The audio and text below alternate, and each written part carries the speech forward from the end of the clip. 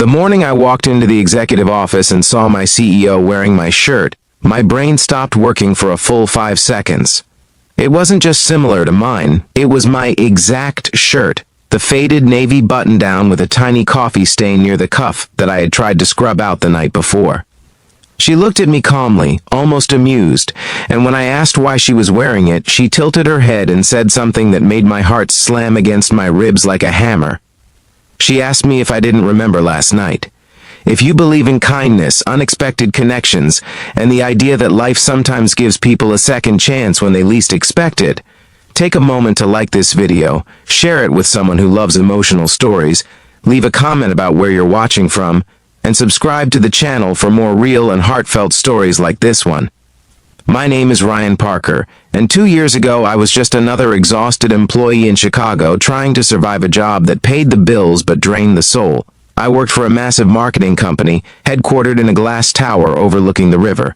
The CEO was a woman named Sophia Bennett, a name that carried quiet power in every meeting room. Everyone knew her reputation. Brilliant, unpredictable, untouchable. She rarely spoke to employees below director level, and when she walked through the office, conversations would instantly die down like someone had muted the room. I was just a junior analyst buried 3 floors below the executive suites. My days were spreadsheets, late emails, and vending machine dinners. My nights were usually worse. Cheap takeout in a small apartment and the dull ache of wondering how my life had become so small. But on one rainy Thursday, everything changed. It started with a late work night. The office had mostly emptied out by 9 p.m., leaving only the hum of fluorescent lights and the occasional cleaning cart rolling through the hallway. I was finishing a campaign report when I heard the elevator ding on our floor. I didn't think much of it until I looked up and saw Sophia Bennett walking down the corridor. Except something was wrong. She didn't look like the sharp, composed CEO everyone knew. Her heels were in her hand, her hair was damp from the rain, and her expression looked shattered. She didn't even notice me at first. She just walked into one of the small conference rooms and closed the door halfway. I should have gone back to my desk. Employees didn't interfere with executives, especially not the CEO, but something in the way she looked, like someone holding themselves together by a thread, made it impossible to ignore. A few minutes later, I heard a sound through the glass wall. It was quiet but unmistakable. She was crying, not the quiet, dignified tears people shed during sad movies. These were deep, exhausted sobs, the kind that come from carrying too much pain for too long.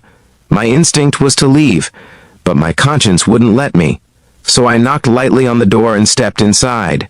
Sophia Bennett quickly wiped her face and tried to compose herself, but the damage was done. The most powerful woman in our company had been seen at her weakest by the lowest employee in the building. For a long moment, neither of us spoke. Then something strange happened. Instead of ordering me out or pretending nothing happened, she laughed softly, one of those tired laughs people make when life has already broken their pride. The next hour changed everything I thought I knew about people. She didn't tell me every detail, but she told me enough. Her marriage had collapsed months earlier. Her father, the man who founded the company, had passed away the previous winter. Investors were pressuring her to sell the business. Every decision she made felt like it was being judged by ghosts and strangers alike, and for the first time in years, she said she felt completely alone. I didn't offer corporate advice or motivational speeches. I just listened. Sometimes that's the only thing someone needs. At some point during the conversation, she spilled coffee on her blouse while laughing at something stupid I said about my terrible cooking skills. It soaked through the fabric instantly. She looked down at the stain and sighed like the universe was piling one more inconvenience onto an already terrible day, so I did the only thing I could think of. I gave her my shirt. The office thermostat was always warm anyway, so I shrugged off the navy button-down and handed it to her while I stayed in my undershirt. She hesitated for a moment before accepting it, clearly not used to relying on anyone, but eventually she took it, changed in the restroom, and came back looking oddly human. For another hour, we talked like two strangers hiding from the world in a quiet corner of a giant building. Eventually, the rain stopped. The cleaning crew finished their rounds, and she left with a quiet thank you that felt more genuine than anything I'd heard in the corporate world. I didn't think much would come of it. But the next morning, everything became confusing.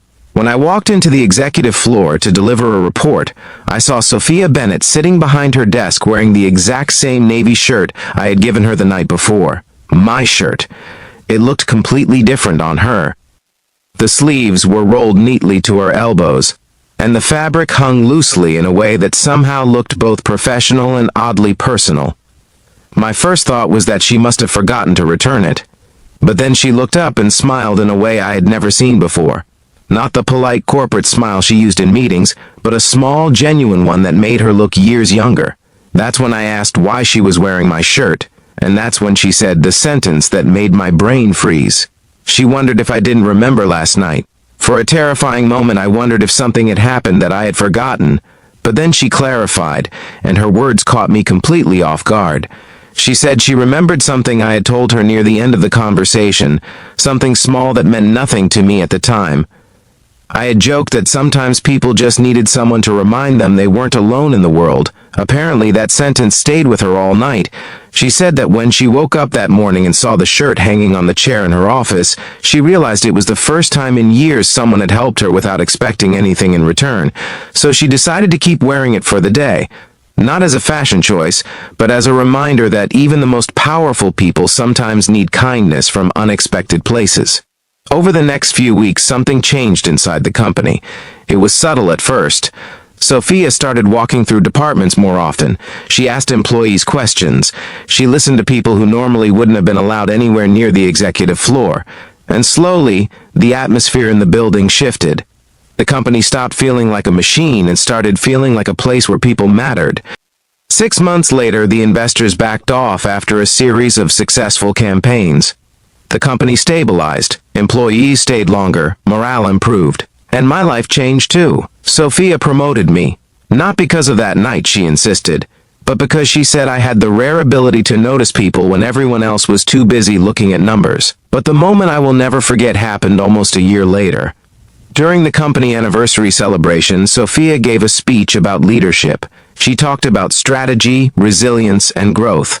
But then she paused and told a story about a rainy night when a tired employee gave her his shirt and reminded her that kindness still existed in the world. She never mentioned my name, but everyone in the room somehow turned to look at me anyway. And in that moment, I realized something important. Kindness is powerful in ways we rarely see immediately. A small act that seems insignificant can ripple outward and change people's lives in ways we never expect. Before the story ends, I want to ask you something from the heart. If this story has touched you in any way, please take a moment to like the video, share it with someone who might need a little hope today, and subscribe to the channel so we can keep telling stories that remind people the world still has good in it. And here's a special request before the ending. Comment below with one small act of kindness you've experienced in your life. Sometimes those tiny moments are the ones that stay with us forever. Because the truth is, that rainy night didn't just change Sophia Bennett's life. It changed mine too. And all it took was one simple act, a shirt, a conversation, and the courage to care when it would have been easier to walk away.